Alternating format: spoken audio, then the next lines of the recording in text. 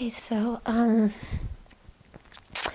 yesterday I got a note from Venerable Semke. She was concerned about something that she had written to Venerable Jendi.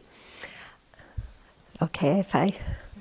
And because Venerable Jendi has been working on the translations for the ordination that is going to happen in Taiwan. And they had a larger ordination team at one point, and some people dropped out. And so Venerable Jendi has, I think, shouldered the whole responsibility. Venerable Hongzhen is helping her to translate all this material, and there's a deadline. And she's doing it without getting paid anything. And she's working so hard that she said she didn't have time to buy food or cook food or anything. So they asked some of the people at the temple, and so every lunchtime the temple people are bringing lunch boxes for them to eat. And she says it's very nice. She feels like she's going back to the time of the Buddha and really receiving the food, but she's working very, very hard doing this. And so I had let Venerable Semke know, and Venerable Semke wrote a very nice letter of appreciation to Venerable Jendi. And Venerable Jendi responded and said, "Oh, I feel embarrassed. Praise is not what it's all about. I'm only doing what any Chinese monastic should do in this situation." So Venerable Semke was worried about having done something wrong because Venerable Jendi felt embarrassed. And I wrote to her and I said, no, that's not the point. That Venerable Jendi is setting an example for how you serve sentient beings and how you receive praise, you know, because she's just doing what she's doing out of the kindness of her heart. She doesn't see it as anything extraordinary. That's why she doesn't want the praise. You know, she says, I'm just doing what any monastic would do. In other words, when you have the Bodhisattva vow and people ask you to help, if you can help, you do it.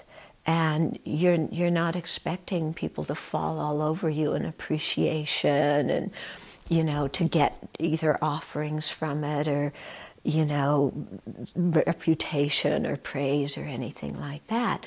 And we're just seeing, you know, how Venerable Jendi practices in a very pure way. And this is an example to take, you know, first of all, on having joyous effort in extending ourselves to benefit sentient beings, even when it's tiring and it's exhausting and difficult, you know. And she's doing little by little. She doesn't feel like she has to finish the entire translation. You know, each day she's doing what she can, you know, and then picking up the next day. And just going on, you know, until it gets finished. And then if people praise, it's like, you know, no big deal, because that's not why she's doing what she's doing. Okay, so the whole thing is very much an example for us on how we should practice in benefiting others and how we should practice in, you know, when people do praise us. Okay? So I think this is a very good example. You know, there's a lot that we can learn if our eyes are open, that we can learn from observing how other people do things. Yeah? And I think this is a good example too, that everything somebody says, we shouldn't always self-reference, you know, because you were concerned that you had done something wrong, and that wasn't the issue at all. Yeah? Well, I think part of it is that's very helpful because the intention behind the note was what was really coming from my heart. How it gets received, I have to, in a deeper way, let go of, but yet understand what she was trying to do. Right. Well, then you have to look, because if you're saying what you say from your heart, and then she says, oh, you know, praise is embarrassing, do you feel like, oh, she rejected me, or she doesn't appreciate what I said to her? you know, because then again, that's getting into the self-reference of why did I say this? Was I expecting her to say, oh, you're so wonderful because you notice how hard I'm working? You know? So it's also a thing of, you know, when we say things, just to be able to put it out there and leave it without, you know, worrying about how people react.